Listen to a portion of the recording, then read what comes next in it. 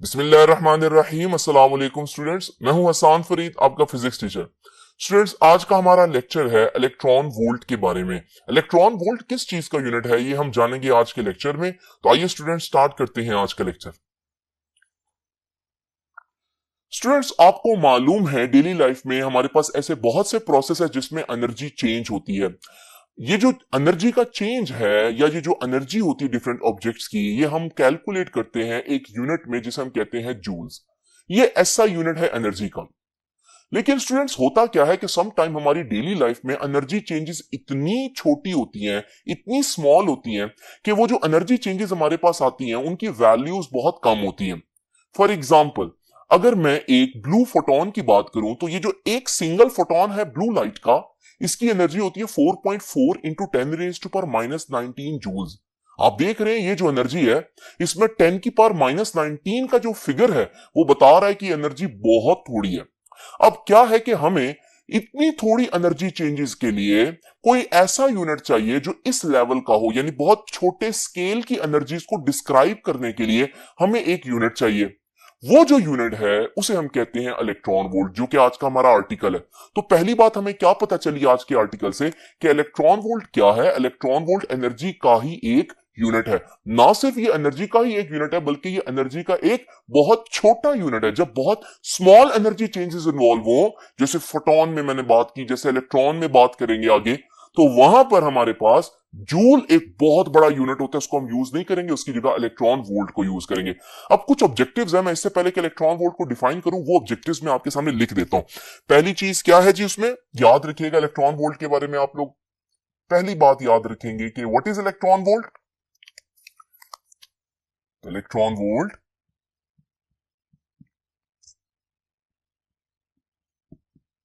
Is a very small unit of energy. ये energy का एक बहुत छोटा यूनिट है। नाउ स्टूडेंट्स, दूसरी बात भी याद रख लेंगे, इलेक्ट्रॉन वोल्ट का सिंबल क्या होगा। जैसे कि आप लोग जानते हैं कि हम जूल्स को हमेशा पूरा नहीं लिखते, बल्कि समटाइम्स जूल्स की जगह जो है वो सिर्फ कैपिटल जे डाल देते हैं, तो उसके अल्फाबेट से उसको रिप्रेजेंट करते हैं। तो इलेक्ट्रॉन वोल्ट का सिंबल क्या होगा स्टूडेंट्स, याद रखिएगा। Electron volt is represented by, यानी इसका सिंबल क्या दिया जाता है, is represented by E V. E V electron volt को रिप्रेजेंट कर रहा है। तो हमारे पास इलेक्ट्रॉन वोल्ट पूरा लिखने की बजाय हम ई वी भी लिख सकते हैं। नाउ स्टूडेंट, जरा तवज्जो कीजिए, इसमें तीसरी इंपॉर्टेंट बात क्या है। आप लोग जानते हैं एनर्जी का असल एस आई यूनिट क्या है, जूल्स है। लेकिन हम लोगों ने एक नया यूनिट बनाया जिसे हम कहते हैं इलेक्ट्रॉन वोल्ट। अब डेफिनेटली अगर इलेक्ट्रॉन वोल्ट भी एनर्जी का यूनिट है और जूल्स भी एनर्जी का यूनिट है, तो इलेक्ट्रॉन वोल्ट और एनर्जी का आपस में कोई ना कोई रिलेशन तो बनता होगा। ऑल्दो वो रिलेशन मैंने आगे डिराइव करना है, लेकिन मैं यहां पर आपको बता देता हूं एक इलेक्ट्रॉन वोल्ट में कितने जूल्स होंगे। याद रखिएगा, यह है तीसरी इंपॉर्टेंट बात कि वन इलेक्ट्रॉन वोल्ट का मतलब क्या होगा। वन इलेक्ट्रॉन वोल्ट का मतलब होगा 1.6 इंटू 10⁻⁻19 जूल्स। याद रखिएगा, एक इलेक्ट्रॉन वोल्ट का मतलब इतने जूल्स होते हैं। देखिए 10⁻⁻19 बहुत कम है, इसका मतलब वाकई में इलेक्ट्रॉन वोल्ट एक बहुत छोटा यूनिट है। नाउ स्टूडेंट्स, अब हम डिफाइन करेंगे कि एक इलेक्ट्रॉन वोल्ट कितना होता है। आप लोग जानते हैं जब भी हमें किसी यूनिट की डिफिनेशन करनी हो तो हम यूनिट को वन में डिफाइन करते हैं। इसका क्या मतलब है, फॉर एग्जांपल जब हमने न्यूटन को डिफाइन करना था तो हमने न्यूटन को नहीं बल्कि 1 न्यूटन को डिफाइन किया। इसी तरह जब हम लोगों ने जूल्स को डिफाइन करना था, हम लोगों ने 1 जूल को डिफाइन किया। इसी तरह जब हमने ओहम को डिफाइन करना था क्लास 10th में, तो हम लोगों ने 1 ओहम को डिफाइन किया। तो यहां पर भी हम लोगों ने एक यूनिट को डिफाइन करना है, तो इलेक्ट्रॉन वोल्ट को नहीं बल्कि 1 इलेक्ट्रॉन वोल्ट को डिफाइन करेंगे। हम बताएंगे कि एक इलेक्ट्रॉन वोल्ट कितना होता है। तो याद रखिएगा, अब हम नेक्स्ट हेडिंग दे रहे हैं और वो हेडिंग क्या है, 1 इलेक्ट्रॉन वोल्ट। यानी एनर्जी को मैं एक इलेक्ट्रॉन वोल्ट कब कहूंगा।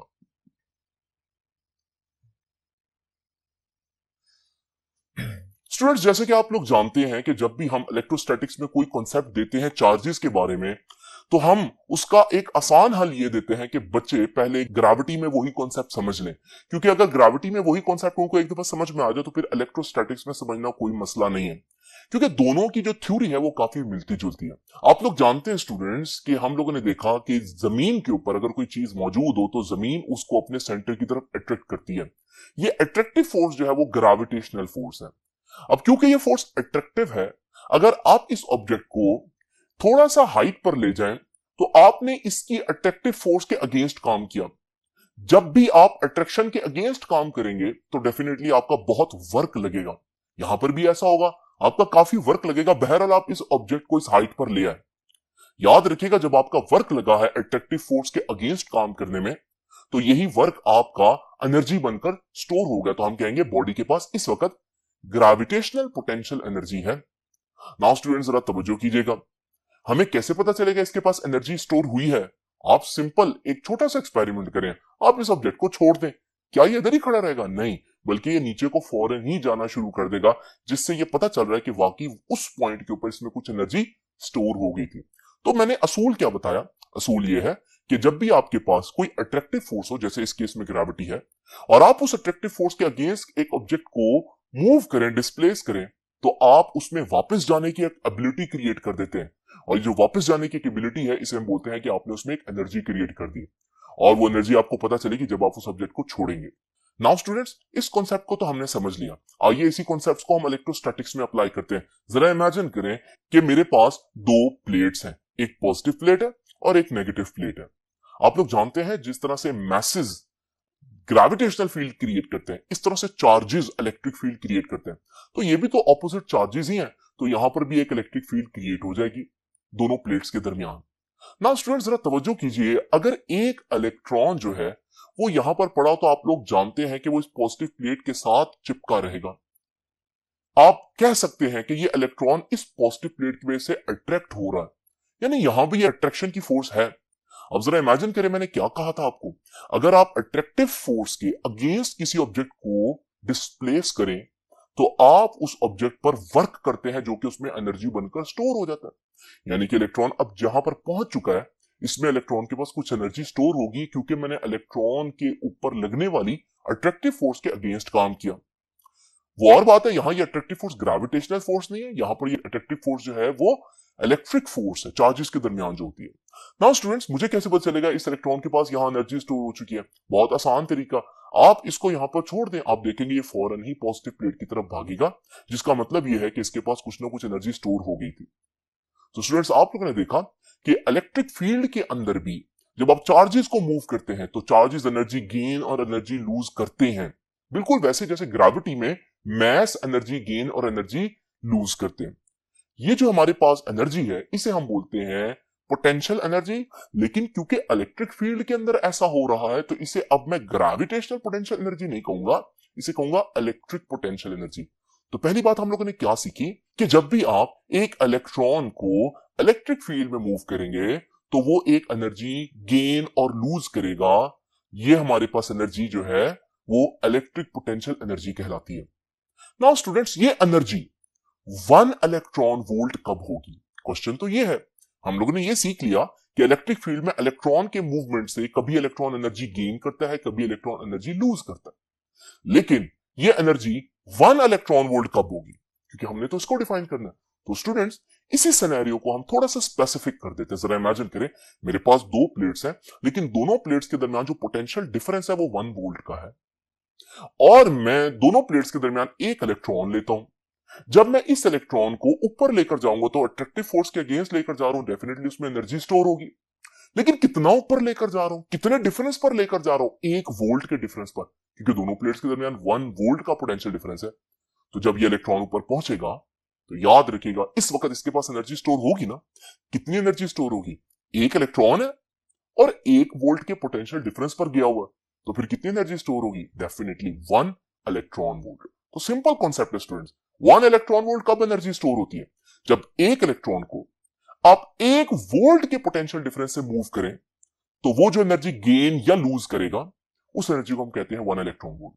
याद रखिएगा, अगर मैं इसको ऊपर लेकर जा रहा हूं तो इस सूरत में अट्रैक्टिव फोर्स के अगेंस्ट लेकर जा रहा हूं, ये अभी एनर्जी गेन कर रहा है, और कैसे पता चलेगा गेन कर रहा है? आप इसको छोड़ें, ये खुद ब खुद नीचे को मूव करेगा, तो इसका मतलब एनर्जी थी।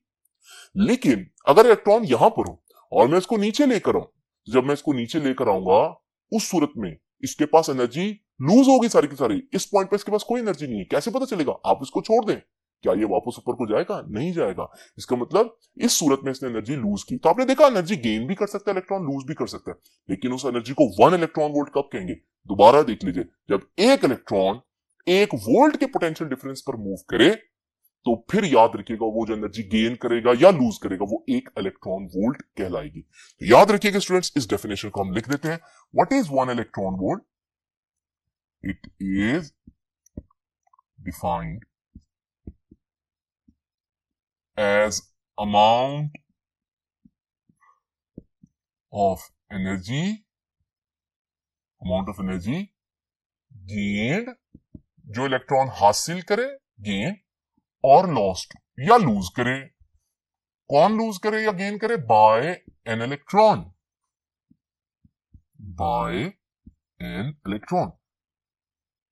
As it traverses a potential difference. कितना पोटेंशियल डिफरेंस पर उसको मूव करूं? As it traverses a potential difference of 1 volt. तो याद रखिएगा दो बातें, लेना क्या है आपने? इलेक्ट्रॉन लेना है इस केस में, और उसको मूव कितना करना है? 1 वोल्ट पर मूव करना है। तो वो जो एनर्जी गेन करेगा या लूज करेगा, उस एनर्जी को फिर हम क्या बोलेंगे? कि ये 1 इलेक्ट्रॉन वोल्ट है। और स्टूडेंट्स, ये एनर्जी बहुत कम होगी, जैसे कि मैं आपको बता चुका हूं कि ये इतनी होगी। नाउ स्टूडेंट्स, क्योंकि मैं आपको पहले बता चुका हूं, लेकिन हम लोगों ने ये चीज डिराइव करनी है, तो आइए अब जरा देखते हैं 1 इलेक्ट्रॉन वोल्ट इसके बराबर है, ये हम कैसे डिराइव करेंगे। तो स्टूडेंट्स जरा तवज्जो से देखिए, इसकी डेरिवेशन भी देख लेते हैं। बहुत सिंपल डेरिवेशन है।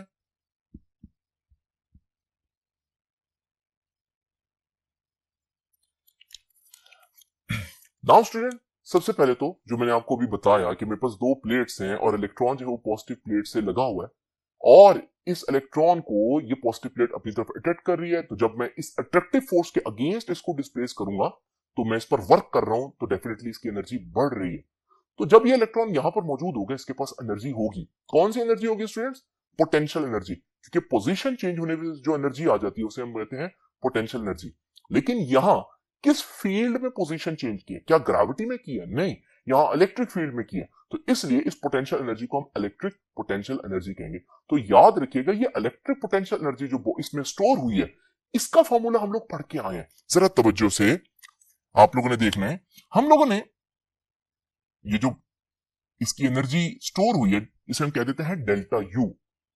और याद रखिएगा, ये फॉर्मूला हम लोगों ने पढ़ा था। ये एनर्जी किसके बराबर होती है? ये बराबर होती है चार्ज कितना है मल्टीप्लाई बाय उसको कितने पोटेंशियल डिफरेंस पे मूव कर रहे हैं। यानी डेल्टा यू क्या है? मैं लिख देता हूं। Delta U is basically E P E. EPE मतलब इलेक्ट्रिक पोटेंशियल एनर्जी। तो ये किसके बराबर है? ये क्यू डेल्टा वी के बराबर है। ना स्टूडेंट जरा तवज्जो कीजिए, जब ये चार्ज यहां पर मौजूद होगा तो हम लोग जानते हैं इसके पास पोटेंशियल एनर्जी तो है, इलेक्ट्रिक पोटेंशियल एनर्जी। लेकिन जब मैं इसको छोड़ूंगा तो आप लोग देखेंगे कि नीचे आते हुए आहिस्ता आहिस्ता स्पीड बढ़ाएगा, यानी कि इसकी जो पोटेंशियल एनर्जी है वो किनेटिक एनर्जी में चेंज हो रही है, क्योंकि मूवमेंट की वजह से कौन सी एनर्जी होती है? काइनेटिक एनर्जी होती है। तो याद रखिएगा स्टूडेंट्स, हम कह सकते हैं यही जो डेल्टा यू है, जब चार्ज को छोड़ा जाएगा तो यही उसकी क्या बन जाएगी?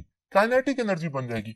यानी कि जितना हमारे पास पोटेंशियल एनर्जी गेन की थी इलेक्ट्रॉन ने, वो अब काइनेटिक एनर्जी में चेंज होना शुरू हो जाएगी। तो फिर मैं काइनेटिक एनर्जी को भी यही लिख सकता हूं, क्योंकि दोनों बराबर है। तो मैं लिख सकता हूं कि काइनेटिक एनर्जी किसके बराबर है?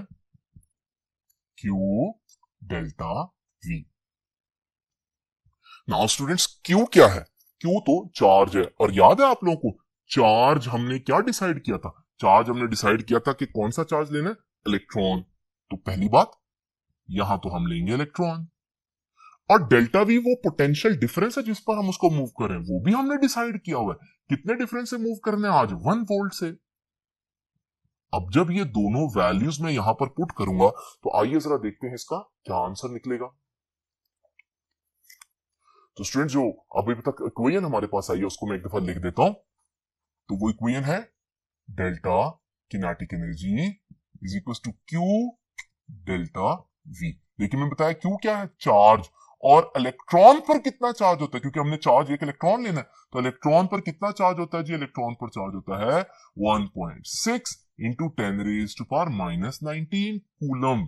ये आ गया जी क्यू। और उस इलेक्ट्रॉन को हमने कितने वोल्ट्स पे मूव करना है, 1 वोल्ट में, क्योंकि 1 इलेक्ट्रॉन वोल्ट की डेफिनेशन यही कहती है। तो डेल्टा वी की जगह हम क्या लिखेंगे, डेल्टा वी की जगह लिखेंगे 1 वोल्ट। नाउ स्टूडेंट जरा तवज्जो कीजिए, ये आ जाएगा हमारे पास delta kinetic energy is equal to, ये आ जाएगा जी 1.6 into 10 raise to power minus 19, क्योंकि 1 से मल्टीप्लाई होने से कोई फर्क नहीं पड़ेगा। साथ ही आ जाएगा कूलम और साथ आ जाएगा वोल्ट। और कूलम इंटू वोल्ट आप लोगों को मैंने 2-3 लेक्चर्स पहले बताया था कि बेसिकली जूल्स के बराबर होता है। तो इसका मतलब आपके पास किनेटिक एनर्जी कितनी आई, किनेटिक एनर्जी आई 1.6 into 10 raise to power minus 19 और साथ क्या आ जाएगा, जूल्स। यानी कि अगर एक इलेक्ट्रॉन हो और एक इलेक्ट्रॉन 1 वोल्ट का पोटेंशियल डिफरेंस चेंज करे तो उसके पास कितनी एनर्जी आ जाती है, 1.6 into 10 raise to power minus 19 joule. लेकिन मैं पहले ही बता चुका हूं कि जब एक इलेक्ट्रॉन और 1 वोल्ट की बात करेंगे तो फिर जो एनर्जी होगी वो 1 इलेक्ट्रॉन वोल्ट होगी। इसका मतलब ये जो एनर्जी आई है यही 1 इलेक्ट्रॉन वोल्ट है। तो यहां से हमें क्या पता चला कि 1 इलेक्ट्रॉन वोल्ट किसके बराबर आया, 1.6 into 10 raise to power minus 19 joules. Now students जरा तवज्जो कीजिए, यहां एक बहुत इंपॉर्टेंट कन्वर्जन है जो आपको पता होनी चाहिए। वो कन्वर्जन क्या है, अगर आपके पास आंसर जूल में है और आप आंसर निकालना चाहते हैं इलेक्ट्रॉन वोल्ट में, तो आप लोग क्या करेंगे, याद रखिएगा इस केस में आप 1.6 into 10 raise to power minus 19 से डिवाइड करेंगे तो आंसर किस में आ जाएगा, इलेक्ट्रॉन वोल्ट में आ जाएगा। फॉर एग्जाम्पल स्टूडेंट्स मैंने आपको शुरू में एक एग्जाम्पल दी कि मेरे पास एक ब्लू का फोटोन है और इस ब्लू के फोटोन की जब मैं एनर्जी देखता हूं तो वो है 4.4 into 10 raise to power minus 19 joules. अब देख रहे हैं आप ये तो बहुत कम जूल्स बन रहे हैं, तो हमें कोई छोटा यूनिट चाहिए, हमारे पास छोटा यूनिट मौजूद है अब, और वो कौन सा, इलेक्ट्रॉन वोल्ट। लेकिन इतने जूल्स में कितने इलेक्ट्रॉन वोल्ट होंगे, तो उसके लिए हम क्या करेंगे, इसको डिवाइड कर देंगे 1.6 into 10 raise to power minus 19 से। जब हम इसको डिवाइड करेंगे ये जो आंसर आएगा 2.8 आ जाएगा। लेकिन अब ये आंसर जूल्स में नहीं है, अब ये आंसर इलेक्ट्रॉन वोल्ट में। और आपने देखा अब आपका आंसर जो उसमें कोई नेगेटिव पावर नहीं आ रही, बल्कि आपका आंसर जो है वो इस स्केल में सही आ रहा है। तो स्टूडेंट्स यहां से हम कहते हैं कि हमारे पास जो छोटी एनर्जी चेंजेस होती है उनके लिए बेस्ट यूनिट कौन सा है यूज करने के लिए, वो है इलेक्ट्रॉन वोल्ट। स्टूडेंट्स लेकिन इसके ऑपोजिट भी आपको पता होना चाहिए, अगर कहीं पर आपको इलेक्ट्रॉन वोल्ट से जूल्स में जाना पड़े तो फिर डेफिनेटली आप उल्ट कर देंगे और उसके लिए आप क्या करेंगे, 1.6 into 10 raise to power minus 19 से मल्टीप्लाई करेंगे। ठीक है जी, याद रखिएगा ऐसा यूनिट कौन सा है, ऐसा यूनिट जूल ही है। तो स्टूडेंट्स ये था हमारा आज का लेक्चर। आप लोगों ने देखा कि हमारा आज का जो लेक्चर है वो एक नए यूनिट के बारे में था जिसको हम इलेक्ट्रोस्टैटिक्स में बहुत ज्यादा इस्तेमाल करेंगे आगे। अब आपसे इंशाल्लाह मुलाकात होगी नेक्स्ट लेक्चर में, तब तक के लिए अल्लाह हाफिज।